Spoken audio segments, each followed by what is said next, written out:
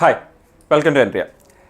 Banking exams നമുക്കറിയാം. നമ്മുടെ ഈ ജനുവരിയിൽ നമ്മുടെ ബാങ്ക് എക്സാംസിൻ്റെ കലണ്ടർ വരാൻ പോവാണ്. അപ്പോൾ ഈ ബാങ്ക് എക്സാംസിൻ്റെ കലണ്ടർ വരുന്ന സമയത്ത് നമുക്ക് ഏകദേശം അറിയാൻ പറ്റും ഈ വർഷത്തെ ബാങ്കിങ് എക്സാംസ് എങ്ങനെയാണ് അലൈൻ ആയിരിക്കുന്നത് എന്ന് നമുക്കൊരു ക്ലിയർ ഐഡിയ നമുക്ക് അവിടെ നിന്ന് കിട്ടും.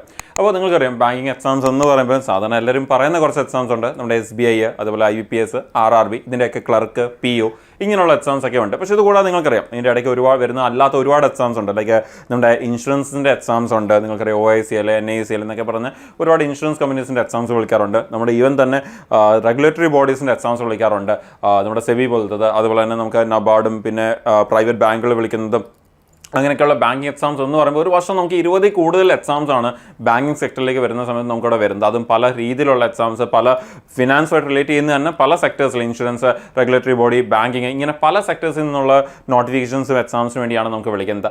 അപ്പോൾ ഒരു ബാങ്കർ എന്ന് പറയുമ്പോൾ അപ്പോൾ ആ ഒരു ബാങ്കർ എന്ന് പറയുമ്പോൾ അവിടെ വരുന്ന ഇമ്പോർട്ടൻ്റ് ആയിട്ടുള്ള ചില കാര്യങ്ങൾ, ലൈക്ക് എന്താണ് ഒരു ബാങ്കർ എന്ന് പറയുമ്പോൾ കിട്ടുന്ന പെർക്സ് അല്ലെങ്കിൽ ഒരു ഇമ്പോർട്ടൻസ് എന്നുള്ള കാര്യങ്ങളൊക്കെയാണ് നമ്മൾ ഡിസ്കസ് ചെയ്യുന്ന ഈ ഒരു സെഷനിൽ. അപ്പോൾ ആദ്യമായിട്ടൊക്കെ ബാങ്ക് എക്സാംസിനൊക്കെ പ്രിപ്പയർ ചെയ്യുന്നവർക്ക് എന്താണ് ഈ ഒരു ബാങ്കർ ആയിക്കഴിഞ്ഞാൽ നമുക്ക് കിട്ടുന്ന ചില ഗുണങ്ങൾ എന്തൊക്കെയാണ്, അതിൻ്റെ ഒരു ഒരു സ്റ്റാറ്റസ് എന്താണ്, എന്നൊക്കെ ഉള്ളതാണ് നമ്മൾ ഈ ഒരു സെഷനിൽ നമ്മൾ മനസ്സിലാക്കാൻ പോകുന്നത്. അപ്പോൾ നമ്മൾ പറഞ്ഞ പോലെ തന്നെ ഈ ഒരു ഓപ്പർച്യൂണിറ്റീസ് നമുക്ക് ഒരുപാടുണ്ട് എന്നുള്ളതാണ് ഏറ്റവും ഇമ്പോർട്ടൻ്റ്. നമ്മൾ ആദ്യം തന്നെ മനസ്സിലാക്കേണ്ടത് ലൈക്ക് ഈ ഒരു ബാങ്കർ ആകാൻ വേണ്ടി ഉള്ള ഓപ്പർച്യൂണിറ്റി. ഞാൻ നേരത്തെ ചുമ്മാ ജസ്റ്റ് പെട്ടെന്ന് പറഞ്ഞ പോലെ തന്നെ ഒരു 20 കൂടുതൽ എക്സാംസ് ഉണ്ട് എന്ന് പറയുമ്പോഴും ആക്ച്വലി ഞാൻ നേരത്തെ പറഞ്ഞ പോലെ നമുക്ക് പറയുമ്പോൾ തന്നെ നമ്മുടെ SBI, IBPS, RRB മാത്രം എടുത്താൽ തന്നെ നമുക്ക് അതിൻ്റെ ക്ലർക്കും PO എക്സാംസ് എടുത്താൽ തന്നെ 6 എക്സാംസ് ആയി. ഇത് കൂടാതെ നമുക്കവിടെ സ്പെഷ്യലിസ്റ്റ് ഓഫീസർ എന്ന് പറയുന്ന എക്സാം ഉണ്ട്. അത് നമ്മുടെ ഈ പറഞ്ഞ SBI, IBPS ഒക്കെ വിളിക്കാറുണ്ട്.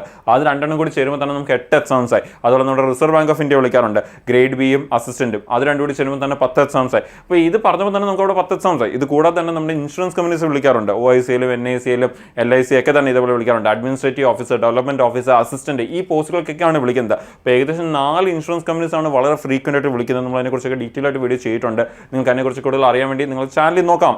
ആ ഒരു ഇൻഷുറൻസ് കമ്പനീസ് ഒക്കെ തന്നെ വിളിക്കുന്നത് നമ്മൾ ഈ പറഞ്ഞ പോലെ അഡ്മിനിസ്ട്രേറ്റീവ് ഓഫീസർ ആൻഡ് അസിസ്റ്റന്റ് പോസ്റ്റിനാണ് റെഗുലർ ആയിട്ട് എല്ലാ വർഷവും വിളിക്കുന്നത്. സോ അതെടുത്താൽ തന്നെ നമുക്ക് ആ 4 ഇൻസ്റ്റിറ്റ്യൂഷൻ വിളിക്കുന്നത് 8 പോസ്റ്റിനാണ് അല്ലെങ്കിൽ 8 നോട്ടിഫിക്കേഷനാണ് വരുന്നതെന്ന് പറയാം.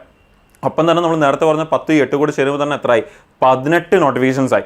ഇത് കൂടാതെ തന്നെ നമ്മൾ നേരത്തെ പറഞ്ഞ പോലെ ഒരുപാട് റെഗുലേറ്ററി ബോഡീസും അല്ലാത്ത ഇൻസ്റ്റിറ്റ്യൂഷൻസ് ഉണ്ട്. ഇപ്പം നമ്മുടെ പോസ്റ്റൽ പേയ്മെൻറ്റ് ബാങ്ക് ഉണ്ട്, സെബി ഉണ്ട്, നബാർഡ് ഉണ്ട്. ഇങ്ങനെയുള്ള ഒരുപാട് ഇൻസ്റ്റിറ്റ്യൂഷൻസ് വിളിക്കാറുണ്ട്, പ്രൈവറ്റ് ബാങ്ക്സ് ഉണ്ട്. അപ്പം നിങ്ങൾ ആലോചിക്കുക 20 കൂടുതൽ എന്ന് പറയുന്നത് നമ്മൾ നേരത്തെ പറഞ്ഞ പോലെ നമ്മളിപ്പോൾ കൈ ചുമ്മാ എണ്ണിയാൽ തന്നെ നമുക്ക് എത്ര വരുന്നുണ്ട്? 20ഓളം എക്സാംസ് സുഖമായിട്ട് വരുന്നുണ്ട്. അപ്പോൾ ഇതേപോലെ ഒരുപാട് ഓപ്പർച്യൂണിറ്റീസ് ആണ് ബാങ്കിങ് എക്സാംസിൽ നമുക്ക് വരുന്നത്. അപ്പോൾ ഈ വർഷം തുടങ്ങുമ്പോൾ നമുക്ക് ഈ ഒരു ബാങ്കിങ് എക്സാംസിൻ്റെ അടുത്തൊരു ഒരു സീസൺ കൂടിയാണ് സ്റ്റാർട്ട് ചെയ്യുന്നത് വേണമെങ്കിൽ പറയാം. ഈ ഒരു വർഷം നീണ്ടു നിൽക്കുന്ന എല്ലാ മാസവും നമുക്ക് ഏതെങ്കിലും ഒരു ബാങ്കിങ് എക്സാംസ് ഒക്കെ ഉറപ്പായിട്ടും വരും.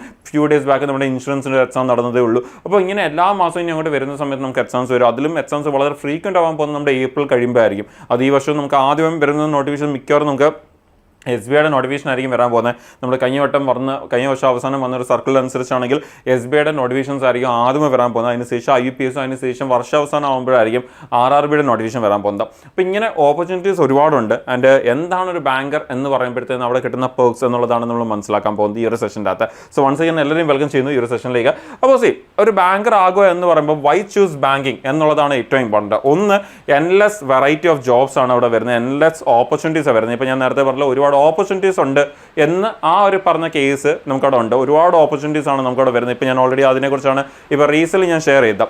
ഇനി why choose banking. Why choose banking എന്ന് പറയുമ്പോൾ തന്നെ നമുക്ക് അതിൻ്റെ ഒരുപാട് ആൻസേഴ്സ് ഉണ്ട്. ഇപ്പോൾ ഞാൻ നേരത്തെ പറഞ്ഞ ഒരു വളരെ ഇമ്പോർട്ടൻറ്റ് ആൻസർ, ഒരുപാട് എക്സാംസ്, ഒരുപാട് ഓപ്പർച്യൂണിറ്റീസ് ആണ് അതിന് വരുന്നത് എന്നുള്ളത് തന്നെയാണ് ഒരു ഏറ്റവും വലിയ എക്സാമ്പിൾ എന്ന് പറയുന്നത്. ഇപ്പോൾ നമുക്ക് അതുപോലെ തന്നെ ഒരു എൻലെസ് വെറൈറ്റി ഓഫ് ജോബ്സ് കൂടിയാണ് അവിടെ വരുന്നത്. ഇപ്പോൾ ഞാൻ നേരത്തെ പറഞ്ഞില്ല, ഇൻഷുറൻസിൽ ചെയ്യുന്ന ഒരു പോലത്തെ ജോബ് ആയിരിക്കില്ല ബാങ്കിലിരുന്ന് ഒരാൾ ചെയ്യുന്നത്. അതുപോലെ തന്നെ റെഗുലേറ്ററി ബോഡീസ് ആണെങ്കിൽ അവിടെ ഒരു ഡിഫറെൻറ്റ് ടൈപ്പ് ഓഫ് ജോബ്സ് ആയിരിക്കും വരുന്നത്. ഇങ്ങനെ പല വെറൈറ്റി ഓഫ് ജോബ്സ് ആയിരിക്കും നമുക്ക് അവിടെ വരുന്നത്. അപ്പോൾ ഒരു നമുക്ക് അവിടെ ഒരു ഫിനാൻസുമായിട്ട് റിലേറ്റ് ചെയ്ത് നമ്മൾ ചെയ്യുന്ന കാര്യങ്ങൾ അവിടെ നമുക്ക് പല രീതിയിലുള്ള വർക്കായിരിക്കും നമുക്ക് അവിടെ വരുന്നത്. ഈ പറഞ്ഞ കസ്റ്റമർ സർവീസ് ഉണ്ടായിരിക്കും, ടെക്നോളജി ഇന്നോവേഷൻ ഉണ്ടായിരിക്കും, റിസ്ക് മാനേജ്മെന്റ് ഉണ്ടായിരിക്കും. അങ്ങനെ ഓരോ ടൈപ്പ് ഓഫ് വർക്കായിരിക്കും നമുക്കവിടെ വരുന്നത്. അതുപോലെ വളരെ ഒരു പ്രൊഫഷണൽ ആയിട്ടുള്ള എൻവയോൺമെന്റിലായിരിക്കും നമ്മൾ വർക്ക് ചെയ്യുന്നത്. നിങ്ങൾക്കറിയാം ഒരു ബാങ്ക് എന്ന് പറയുമ്പോൾ അവിടെ നമ്മൾ വർക്ക് ചെയ്യുന്ന നമ്മുടെ കൂടെയുള്ള ആൾക്കാരായ പോലെ ഈ ഫിനാൻസുമായിട്ട് വളരെ നോളജ് ഉള്ള ആ ഒരു ഫീൽഡിൽ തന്നെ നിൽക്കുന്ന നമ്മുടെ ചുറ്റുമുള്ള ആൾക്കാരൊക്കെ തന്നെ വളരെ പ്രൊഫഷണൽ ആയിട്ടുള്ള ഈ ഒരു സെക്ടറിൽ ഏറ്റവും പ്രൊഫഷണൽ ആയിട്ടുള്ള ആളുകളുടെ കൂടെ ആയിരിക്കും നമ്മൾ വർക്ക് ചെയ്യുന്നത്. സോ വളരെ പ്രൊഫഷണൽ ആയിട്ടുള്ള ഒരു എൻവയോൺമെന്റിലായിരിക്കും നമ്മൾ വർക്ക് ചെയ്യുന്നത്. ഒരുപാട് നോളജ് ഉള്ള ആൾക്കാർ ആൾക്കാരായിരിക്കും നമ്മുടെ ചുറ്റുമുള്ളത്. അതുപോലെ തന്നെ വർക്ക് ലൈഫ് ബാലൻസ്. ഇപ്പോൾ വർക്ക് ലൈഫ് ബാലൻസ് എന്ന് പറയുമ്പോൾ എനിക്ക് തോന്നുന്നു ഇന്നത്തെ കാലത്ത് ഏറ്റവും കൂടുതൽ ഒരു ബാങ്കിങ് സെക്ടറിലേക്ക് വരുമ്പോൾ ഡിസ്കസ് ചെയ്യുന്ന ഒരു കാര്യമാണ് വർക്ക് ലൈഫ് ബാലൻസിനെ കുറിച്ച്. അപ്പോൾ അവിടെ വരുന്ന ചില പ്രഷേഴ്സും അതിനെക്കുറിച്ചൊക്കെ നമ്മളോട് മനസ്സിലാക്കേണ്ടതെന്ന് പറഞ്ഞു കഴിഞ്ഞാൽ നമുക്ക് ഈ വർക്ക് പ്രഷർ വരുന്നത് ഡെഫിനറ്റ്ലി ഏതൊരു ജോബായാലും അവിടെ വർക്ക് പ്രഷർ ഉണ്ട്. ഇനി ബാങ്കിങ് സെക്ടറിലേക്ക് വരുമ്പോൾ ഇപ്പം വരുന്നൊരു വർക്ക് പ്രഷർ എന്ന് പറയുന്നത് നിങ്ങൾക്ക് എല്ലാവർക്കും അറിയാം. നമുക്ക് ഒരുപാട് ബാങ്കിങ് സെക്ടറിൽ ഇന്നോവേഷൻസ് വന്നുകൊണ്ടിരിക്കുന്ന ഒരു സമയം കൂടിയാണ് ഇപ്പം നമ്മുടെ ഈ ഒരു സമയം എന്ന് പറയുന്നത്.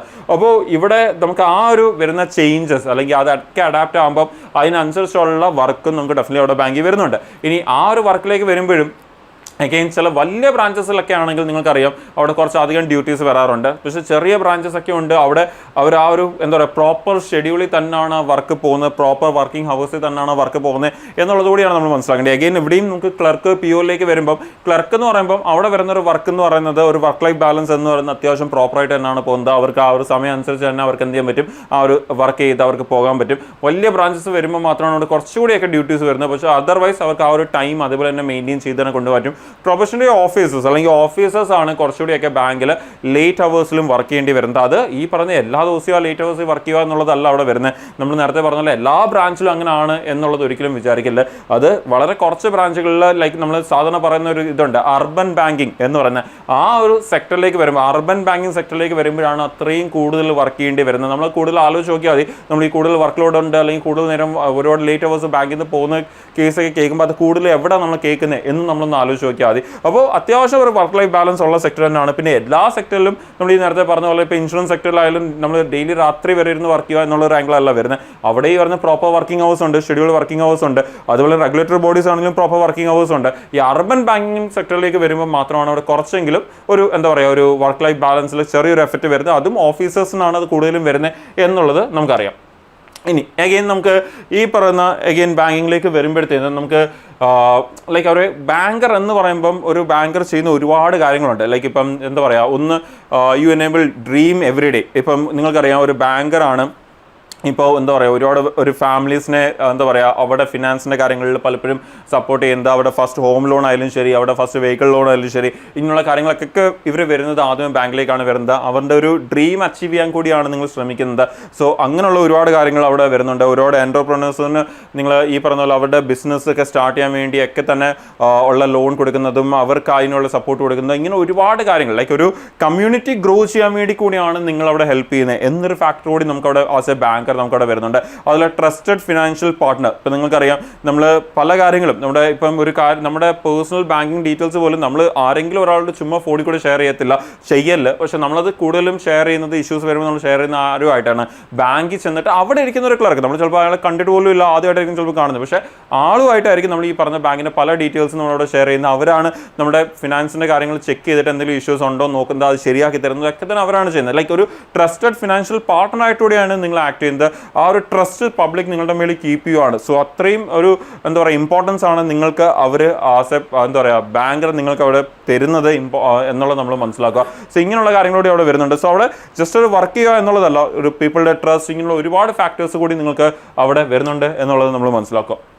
പിന്നെ നമ്മളുടെ ഈ ഒരു ജോലിയിലേക്ക് വരുമ്പോൾ നമുക്ക് വരുന്ന ചില കാര്യങ്ങളാണ് സ്റ്റെബിലിറ്റി ആൻഡ് റിവാർഡ് എന്ന് പറയുന്നത്. സ്റ്റെബിലിറ്റി എന്ന് പറയുന്നത് നിങ്ങൾക്കറിയാം അവിടെ കോമ്പറ്റേറ്റീവ് കോമ്പൻസേഷൻ. ഓക്കെ, നമുക്കിപ്പം മന്ത്ലി സാലറിയിലേക്ക് വരുവാണെങ്കിൽ ഒരു ആസ് എ ബാങ്ക് നമുക്കവിടെ കിട്ടുന്ന കുറേ പേർക്സ് ഉണ്ട്. ഇപ്പം ആസ് എ ബാങ്കർ നമുക്കവിടെ വരുന്ന കാര്യങ്ങളെക്കുറിച്ച് നോക്കുകയാണെങ്കിൽ നിങ്ങൾക്കറിയാം മന്ത്ലി സാലറി എടുക്കുമ്പോൾ തന്നെ ഒരു ക്ലർക്ക് ആണെങ്കിൽ അവർക്ക് എങ്ങനെയായാലും ഒരു 37,000 45,000 ഇടയ്ക്കാണ് അവിടെ സാലറി വരുന്നത്. PO ആണ് എടുക്കുന്നതെങ്കിൽ അവിടെ ഇപ്പോൾ RRB PO ഒക്കെ ആണ് എടുക്കുന്നതെങ്കിൽ നമുക്ക് ഒരു 63,000 to ഒരു 72,000 ഇടയ്ക്കാണ് അവിടെ സാലറീസ് ഒക്കെ വരുന്നത്. അതുപോലെ തന്നെ IVVS PO എടുക്കുമ്പോൾ ഒരു 70,000 to 80,000 ഇടയ്ക്കാണ് അവിടെ സാലറി വരുന്നത്. SBIയുടെ PO ഒക്കെ എടുക്കുമ്പോൾ അവിടെ സാലറി വരുന്നത് ഒരു 80 to 90,000 ഇടയ്ക്കാണ് ഒരു ഇൻഹാൻസ് സാലറി വരുന്നത്.